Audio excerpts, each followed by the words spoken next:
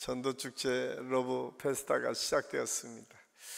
여러분, 이 전도축제가 되면 우리 성도들이 가장 많은 부담을 갖게 되죠. 우리 또 전도해야 되나? 라고 하는 생각들을 하게 될 것입니다. 어떻게 내가 누구를 전도할지 잘 생각이 나지 않은 분들도 있을 것입니다.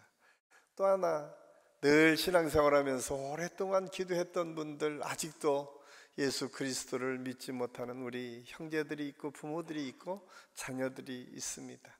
그때마다 이런 부담되는 축제를 왜 할까라고 생각할 수도 있습니다. 그런데 저는 오늘 말씀을 준비하면서 이것은 다른 사람의 얘기가 아니라 오늘 말씀을 준비한 저에게도 동일하게 있습니다. 늘 우리 곁에 아직까지 복음으로 전도되지 못한 우리 형제들이 있고 또 우리 부모님들이 있다는 사실을 우리가 알 수 있습니다. 그럼에도 불구하고 오늘 저는 성령의 바람으로 라고 하는 제목으로 하나님의 말씀을 함께 나누려고 하는데, 이 말씀 속에는 그 속에서 하나님께서 우리에게 어떻게 이 복음을 증거할 수 있을 것인가, 복음을 증거하는 것뿐만 아니라 이 세상에 믿음을 가지고 살아가는 사람들에게 어떻게 이 세상을 믿음으로 이겨나갈 것인가 라고 하는 말씀을 아주 분명하게 해주고 있음을 알 수가 있습니다. 오늘 에스겔 선지자가 이 하나님의 말씀이 선포됐던 때는 편안한 때가 아니었습니다. 오히려 이스라엘 백성들에게는 가장 힘들고 어려울 때였습니다. 왜냐하면 하나님께서 이스라엘 백성들을 구원해 주시고 하나님을 믿고 하나님을 예배하는 백성으로 삼으셔서 하나님께서 인도해 주셨는데, 지금 이 말씀을 선포했던 에스겔 선지자는 BC 597년에 이미 바벨론의 포로로 잡혀가 있는 신세가 되었습니다. 하나님의 말씀을 선포하고 하나님의 은혜를 따라 순종하며 살았음에도 불구하고 그의 삶의 현실은 척박했습니다. 남유다에서 바벨론의 포로로 잡혀가서 바벨론에 살아가는 사람, 그 사람 중에 하나가 에스겔 선지자입니다. 뿐만 아닙니다. 10년 후에 BC 586년에 남유다는 바벨론에 완전히 나라가 멸망하게 됩니다. 지금까지 이스라엘이라고 하는 공동체는 무너졌다라고 하는 사실입니다. 사실 이 바벨론에 이스라엘 나라가 무너졌다라고 하는 것은 단순한 일이 아닙니다. 왜냐하면 하나님을 믿는 믿음의 백성이라고 생각했던 그들이 성전이 무너지고 나라가 없다라고 하면 얼마나 비참하겠습니까? 그런 상황에서 그들은 그런 고백을 합니다. 이제 끝났어, 우리에게는 희망은 없어 라고 하는 생각을 할 수밖에 없었습니다. 그런 시대를 폰라트라고 하는 구약신학자는 구약신학에서 존재의 이기 속에 있다라고 표현하고 있습니다. 이스라엘 백성들의 존재는 하나님을 믿는 백성을 상징하는 것으로 성전을 세우고 성전 안에서 하나님을 만나는 기쁨과 은혜가 그들의 삶의 기준이었고 목표였습니다. 그들이 힘들고 지치고 어려울 때는 하나님의 성전에서 기도함으로 하나님께서 여전히 나를 사랑하시고 인도하시는다는 사실을, 그 성전을 바라볼 때마다 다시 회복하는 은혜를 경험했습니다. 그런데 그 성전이 무너졌어요.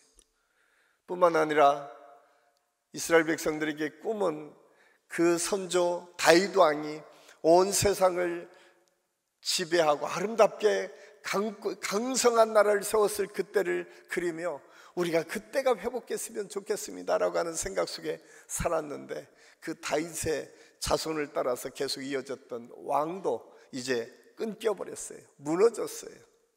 더 이상 기대할 것은 없었습니다.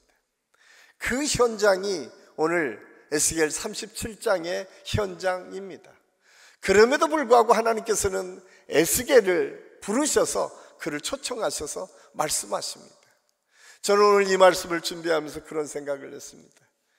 혹시 내 영혼의 상태가 지금 에스겔 골짜기처럼 메말라 있지는 않은가?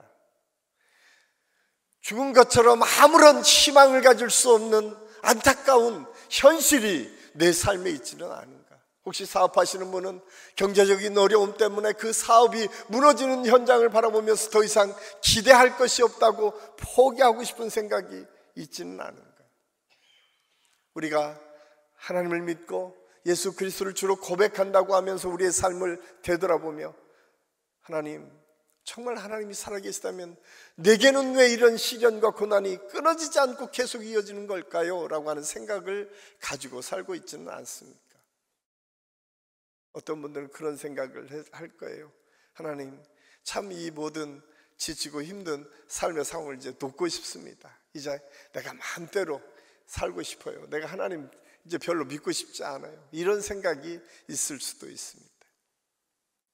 오늘 그런데 놀랍게도 하나님은 에스겔을 이끌어서 그 아골 골짜기 같은 바짝 말라버린 그 골짜기 같은 현장에 그를 이끌고 오십니다. 그리고 보게 하십니다. 저는 오늘 이 말씀을 통해서 우리 환경을 다시 한번 돌아보고 우리가 어떤 영적인 상태에 있는지 다시 돌아보고 오늘 아골 골짜기 같은 그 험악하고 어려운 삶의 상황에 있다 하더라도 하나님의 말씀을 따라서 다시 회복하는 은혜를 경험하는 우리 모든 성도들이 될 수 있기를 예수님의 이름으로 간절히 축원합니다. 그러기 위해서 가장 먼저 필요한 것은 복음입니다. 지금 내게 복음이 필요합니다. 이 고백이 오늘 저와 여러분의 고백이 되었으면 좋겠습니다. 하나님은 선지자 에스겔을 마른 뼈들이 가득한 골짜기로 이끌고 오셨어요. 초청하셨어요. 하나님은 포기하지 않습니다. 다 끝나버린 것 같은 그 현장에 에스겔을 이끌고 와서 말씀합니다. 나를 그 뼈 사방으로 지나가게 하시기로. 그 뼈 사방으로 지금 지나간다는 거예요. 그 죽음의 한복판에 지금 있다는 사실을 오늘 성경은 말씀해주고 있습니다. 하나님께서는 간혹 그렇게 우리를 이끌어 오십니다. 그냥 바라만 보고 그냥 주저앉아 있도록 놔두지 않으세요. 하나님께서는 우리를 이끌고 오셔서 그것을 느끼도록 하신다는 사실을 우리에게 말씀하고 있어요. 이 뼈 사방으로 그가 거닐었던 것은 뭐예요? 그 죽음을 느끼는 시간 아닙니까? 바짝 말라버린 그 현상을 바라보면서 더 이상 소망이 없는 것이 무엇인지를 깨닫게 하시는 것 아닙니까? 하나님께서는 이렇듯 우리에게 회피하지 않고 직면하도록 하세요. 저는 우리 안식교 모든 성도들이 여러분의 삶에 여러 가지 문제들이 있을 때마다 피하지 말고 그걸 직면할 수 있는 지혜가 있었으면 좋겠어요. 왜냐하면 하나님께서는 거기에서부터 하나님의 능력을 이루시기 때문에 그래요. 우리가 피하고 도망가고 할 때 하나님께서 우리의 일을 도우시지 못하세요. 에스겔을 이끌고 그 뼈 사방으로 걸어가게 하세요. 그리고 느끼게 하세요. 숨을 쉬면서 그 상황이 어떤 건지 알도록 하셨다는 사실을 오늘 성경은 우리에게 말씀해 주고 있습니다. 그 상황을 보니까 그래 이런 상황이었어요. 가장 먼저는 골짜기 같은 상황이 있었다. 비카라고 하는 말로 쓰여져 있는데 우리 산골짜기와는 좀 다른 골짜기입니다. 이 골짜기는 평지가 있는 골짜기를 의미합니다. 우리는 이렇게 산 골짜기만 생각을 하는데 여기는 골짜기가 표현이 그렇지 평지 같은데요. 그런데 바싹 메마른 골짜기예요. 이어서 그렇게 표현하고 있습니다. 심이 말랐더라. 야베심 메우드라고 하는 히브리어로 쓰여져 있는데 이것은 끝나버린 것, 죽어버린 것, 살 소망이 하나도 없는 것, 이런 상태를 의미합니다. 오늘 에스겔 선지자를 이끌고 갔던 그 골짜기는 그런 곳이었습니다. 어쩌면 수많은 전쟁 속에 무덤 같은 현장일 수도 있습니다. 아니면 수없이 살아오면서 실패했던 경험들, 나를 묶고 있는 실패의 경험일 수도 있습니다. 내가 하나님을 믿는 믿음으로 살았지만 그 믿음 속에 살지 못하도록 하는 모든 환경일 수도 있습니다. 그것을 바라본 에스겔은 기대할 수가 없었어요. 소망이 없었어요. 그런데 우리가 그 내면을 보면 그런 영적인 상태가 어디서부터 오는지를 우리는 알아야 됩니다. 우리는 마른 뼈 같은 이런 상황을 볼 때마다 그런 생각을 해요. 이제 소망이 없다라고 생각을 하는데, 사실은 우리가 신앙생활을 하면서 이런 그 이유는 우리의 믿음이 식어질 때에, 하나님의 은혜가 내게서 사라질 때 그런 일들이 있음을 알 수 있습니다. 사실 성경은 우리 믿음의 사람들이 처음부터 하나님의 성전에 들어와서 하나님을 예배하도록 되어 있지 않습니다. 구약의 역사는 끊임없이 대신 해주는 사람이 필요했어요. 제사장이 필요했고 대신 우리를 위한 제물이 필요했어요. 그래서 하나님을 만나기 위해서는 제사장이 대신 가서 제사를 드려주고 대신 제물을 드려서 하나님의 은혜를 구하도록 했어요. 그런데 예수님께서 이 땅에 오셔서 우리의 모든 죄를 짊어지고 십자가에 죽으신 다음에 성수의 휘장이 갈라지면서 누구나가 하나님 앞에 나아갈 수 있는 은혜를 열어주셨음을 말씀하고 있습니다. 히브리서 10장 19절은 그래서 이렇게 표현합니다. 그러므로 형제들아, 우리가 예수의 피를 힘입어 성수에 들어갈 담력을 얻었나니. 하나님께서 우리에게 이 은혜를 주셨어요. 이제 누군가가 내 대신 하는 것이 아니라 내가 예수 그리스도의 이름으로 나아갈 수 있는 은혜를 우리에게 주셨다는 사실이에요. 에스겔 골짜기에 에스겔 선지자를 데려다 놓고 주님께서 주신 은혜가 그거예요. 데려다 놨다, 초청하셨다라고 하는 의미는 그런 의미예요. 오늘 이 예배에 참여한 저와 여러분이 하나님께 초청받은 이 현장에 그런 은혜의 역사가 시작되었음을 성경은 우리에게 말씀해주고 있습니다. 저는 이 세상에 메말라버리고 우리를 지치고 힘들게 하는 모든 삶의 상황 속에서도 우리가 매주 하나님의 성전에 나와서 예배할 때마다 이 은혜가 경험됐으면 좋겠다. 우리가 성소에 담대히 나갈 수 있는 능력을 주신 하나님께 우리가 나가서 하나님을 만나는 은혜의 시간, 축복의 시간이 예배가 될 때에 우리의 삶은 바뀌어질 수 있음을 성경은 우리에게 말씀해주고 있습니다. 저는 이 은혜를 경험하는 축복의 시간이, 이 예배 시간이 될 수 있기를 예수님의 이름으로 간절히 축원합니다. 뿐만 아니라 예수님께서는 이 축복의 시간에 말씀하십니다. 생명이 어디에 있느냐? 그 생명의 시작은 말씀 안에 있다라고 우리에게 말씀해주고 있습니다. 절망의 골짜기, 생기 하남는 마른 뼈대미 앞에 하나님은 에스겔을 향해서 말씀합니다. 야, 이것을 바라보라고 말씀하셨잖아요. 그리고 바싹 말라버린 그 현장을 보라고 말씀하셨잖아요. 기대할 수 없도록 이미 하나님께서는 에스겔 선지자에게 다 경험하도록 해놓고 하시는 말씀이 이 뼈들에게 하나님의 말씀을 대언하라고 말씀하고 있습니다. 너는 이 뼈들에게 대언하라. 생명이 전혀 없는 뼈들에게 말하라니요. 이게 살아날 수 있을까요? 아니, 내가 지금만이 아니라 평생을 그렇게 내 남편을 위해서 기도하며 주님의 복음을 증거했는데 서기의 경일기예요. 아니, 다른 사람은 다 돼도 저 사람은 안 돼요. 이런 마음이 혹시 우리에게 있지는 않습니까? 아니, 내가 열심히 하나님의 은혜를 따라 순종함으로 사업을 일으켰는데, 정직하게 하나님의 말씀을 따라 순종함으로 나갔는데 그 사업이 무너져서 더 이상 소생할 기미가 없는 것처럼 보여진 상황에 있지는 않습니까? 다른 사람이 뭐라고 해도 아, 이렇게 한번 시도해봐. 다 해봤어. 또 별다른 방법이 있을까? 이런 생각 속에 주저앉아 앉아있고 있는 상황은 아닙니까? 그런데 오늘 하나님은 그 현장에 에스겔을 불러놓고 말씀하세요. 이 뼈들에게 대언하라. 하나님의 말씀을 대언하라 라고 말씀하고 있습니다. 저는 이 말씀을 준비하면서 저에게도 이 믿음을 주옵소서. 주님, 내가 대언할 수 있는 믿음을 주옵소서.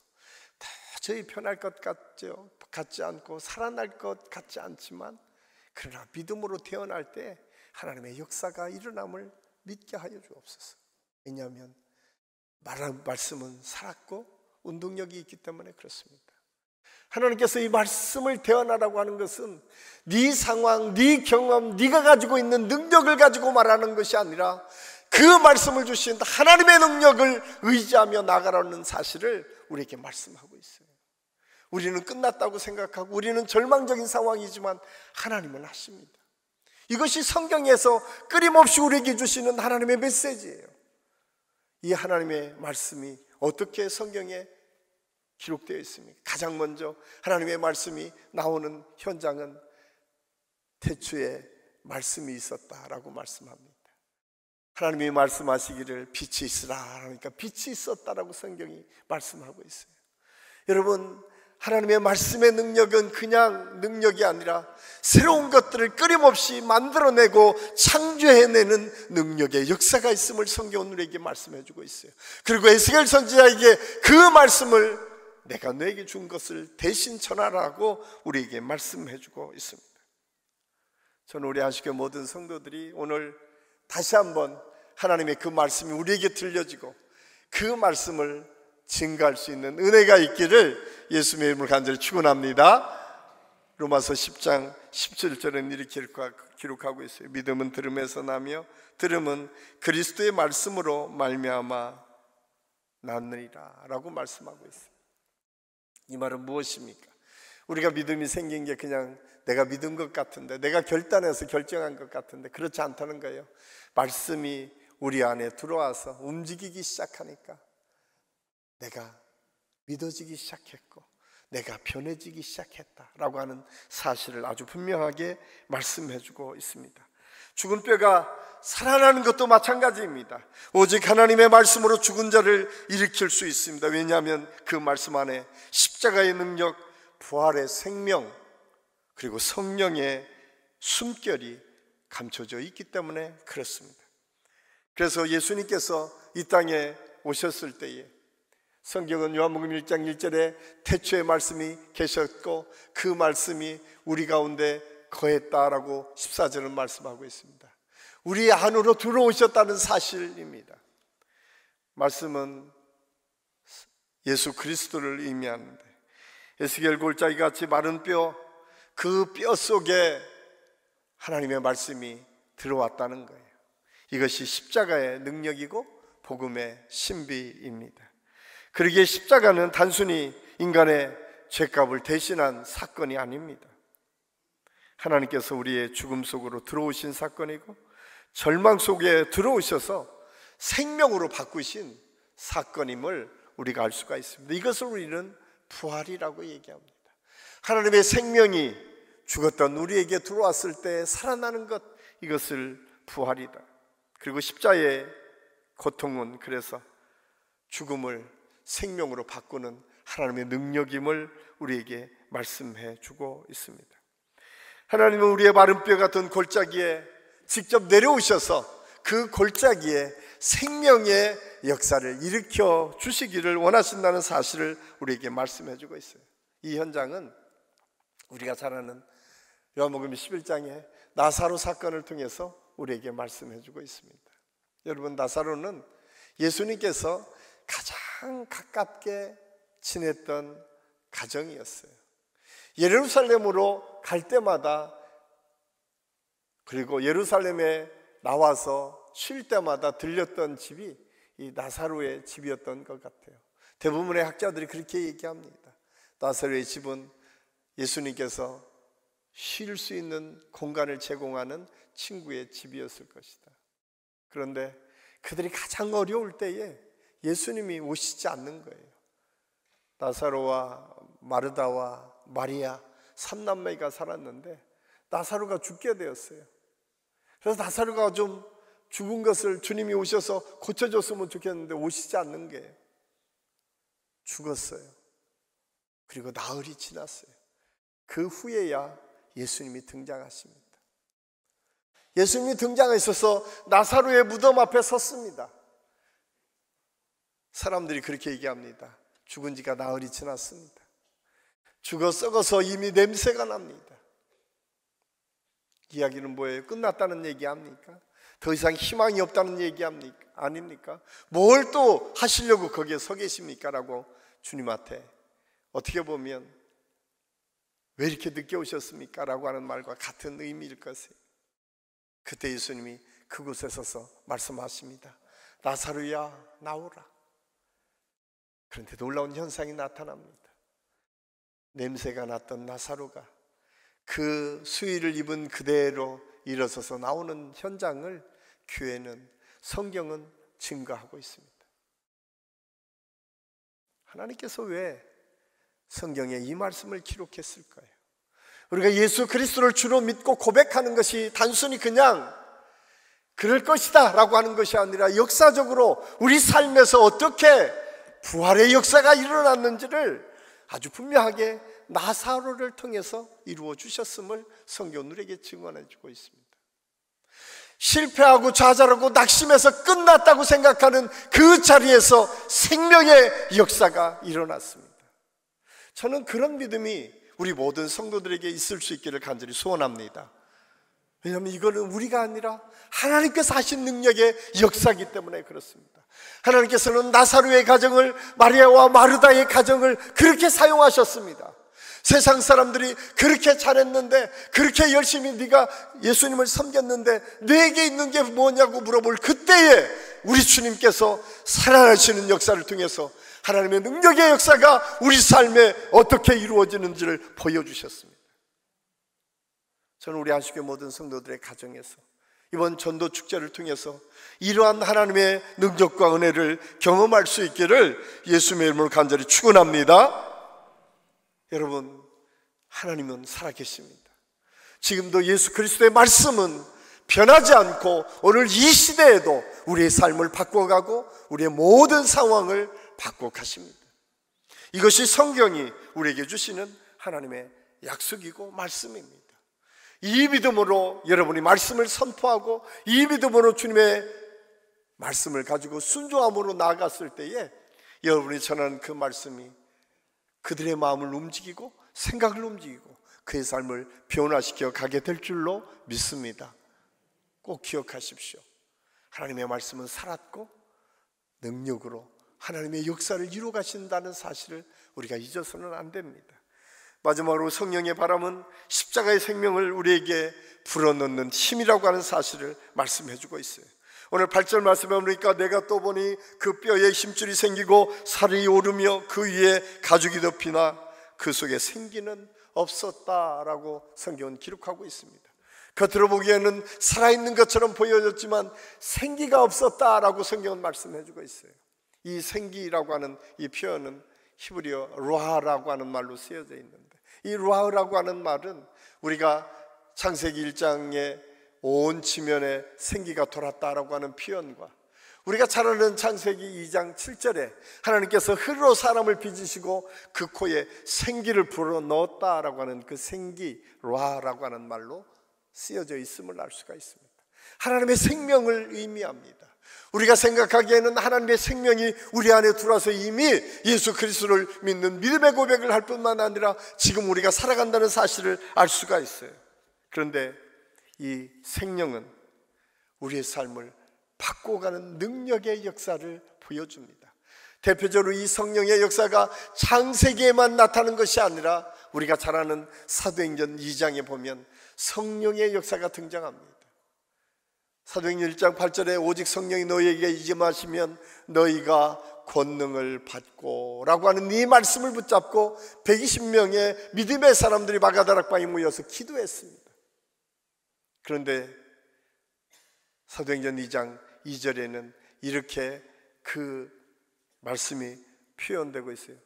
호련히 그 말씀이 하늘로부터 급하고 강한 바람 같은 소리가 있어 그 앉은 자들에게 가득하게 찼다라고 성경이 말씀하고 있어요.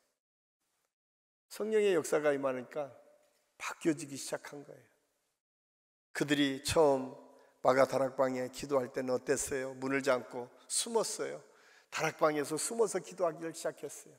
그런데 첫 번째 그들이 성령 충만하니까 두려움이 변하여 밖으로 뛰쳐나가기 시작합니다. 저는 우리 한식회 모든 성도들이 오늘 이 말씀을 통해서 여러분을 묶고 있는 두려움에 벗어나고 그것이 없어지는, 그것을 떨쳐 일어나는 은혜를 경험할 수 있기를 간절히 소원합니다. 여러분, 이 세상은 끊임없이 우리를 묶습니다. 끊임없이 나가지 못하도록 합니다. 나가면 죽을 거야. 너희들 말을 잘 듣지 않을 거야. 그런데 성령 충만하니까 그거 따지지 않고 그들은 뛰쳐나갑니다. 그리고 그들의 말이 바뀌기 시작합니다. 성령의 언어죠. 유엘 선지자의 말씀을 가지고 사도 베드로는 하나님께 주신 그 말씀을 선포하기를 시작해요. 저는 이번 전도 축제를 통해서 이런 삶의 변화들이 우리에게 있었으면 좋겠어요. 단순히 그냥 누군가를 전도하는 것, 여기에 우리의 마음과 생각이 가 있는 것, 그것만이 아니라 주님, 내가 이렇게 바뀌었습니다. 내가 조금만 두려움이 있었는데 그 두려움을 내려놓겠습니다. 내 말이 부정적이고 또 다른 사람을 비난하는 말들이 있었다면 주님, 이제 긍정적인 언어로 바꿔가겠습니다. 그리고 내가 이 세상을 바라볼 때도 죽어있는 썩어지는 것들만 바라보고 거기에 묶여 있었다면 주님, 거기에서 새 희망을 보겠습니다. 바뀌어지는 역사. 놀랍게도 성령 충만한 사람들이 나가서 거리에 나서 주님의 복음을 증거합니다. 너희가 죽인 그 예수가 메시아이심을 선포하기를 시작합니다. 그런데 성경은 그렇게 기록하고 있습니다. 그 이야기를 들었던 사람들이 찔리기 시작했다. 그 말씀을 들었던 사람들이 가슴을 찢고 회개하기를 시작했다라고 성경이 기록하고 있습니다. 이것은 그들의 능력이 아니라 그 속에 역사하시는 성령의 역사였음을 알 수가 있습니다. 저는 여러분을 믿고 나를 믿고 내가 가지고 있는 지식을 믿고 내가 가지고 있는 지위와 물질을 가지고 가는 것이 아니라 하나님의 말씀, 생명이 되어서 어떤 상황에서도 하나님의 능력을 나타내는 말씀. 그래서 누가가 표현하고 있는 것처럼 두나미스, 모든 것을 파괴시켜 나갈 만한 강력한 능력의 역사가 그 하나님의 말씀 속에 숨어져 있음을 우리에게 말씀해 주고 있습니다. 저는 이 말씀이 우리 속에 임하였다는 사실을 기억하고 이 말씀을 가지고 우리가 전도할 때, 이 말씀을 가지고 세상에 나갈 때, 이 말씀을 가지고 또 다른 사람에게 하나님의 말씀을 선포할 때에 하나님의 놀라신 능력과 역사가 일어나게 될 줄로 믿습니다. 이 말씀이 되어드릴 때 10절은 이렇게 표현하고 있습니다. 우리 10절 말씀 우리 같이 한번 읽겠습니다. 이에 내가 그 명령대로 대하였더니 생기가 그들에게 들어가매 그들이 곧 살아나서 일어나 서는데 극히 큰 군대였더라. 아멘. 여러분, 말라 비틀어 버렸던 그 악을 골짜기에 수많은 무덤들, 수많은 뼈들이 모여서 생기가 들어가기 시작하니까 군대가 되었다. 이것이 오늘 성경의 결론입니다. 여러분 주변에 말라버린 것 같은 것들이 얼마나 많이 있습니까? 그런데 오늘 주님은 말씀하십니다. 하나님의 말씀이 그 속에 들어가면 그것이 바뀌어서 군대가 됐다라고 하는 것은 지원군이고 힘이고 하나님의 능력의 강력함을 표현하고 있어요. 저는 우리 안식교 모든 성도들이 이번 전도 축제를 통해서 이런 하나님의 은혜와 축복을 경험할 수 있기를 예수님의 이름으로 간절히 축원합니다. 꼭 기억하십시오. 하나님은 지금도 살아계십니다. 하나님은 지금도 저와 여러분을 아골골짜기 같은 그 빈들에 우리를 세워놓고 말씀하세요. 야, 봐라, 생명 없지, 아무것도 할 수 없는 것처럼 보여지지. 그렇지 않아. 하나님의 말씀으로 우리에게 주시고 그 말씀을 대언할 때에 하나님의 역사가 일어날 것을 말씀해 주시고 그걸 통해서 우리의 삶이 바뀌어지기를 원하신다는 사실을 깨닫고 우리 모든 성도들이 오늘 이 말씀이 레마로 임하고 또 우리 모든 성도들의 삶에 그대로 이루어져서 이번 전도 축제가 끝날 때는 그냥 한 사람이 전도되는 것뿐만 아니라 우리의 삶에 온전히 변화되는 하나님의 역사를 경험할 수 있기를 예수님의 이름으로 간절히 축원합니다. 기도하겠습니다. 아버지 하나님, 은혜를 감사합니다.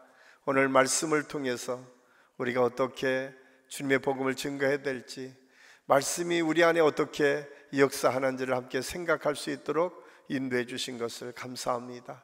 성령님 함께 하시고 인도하여 주셔서 우리 모든 성도들에게 이 은혜와 이 축복이 나타날 수 있도록 역사하여 주시옵소서.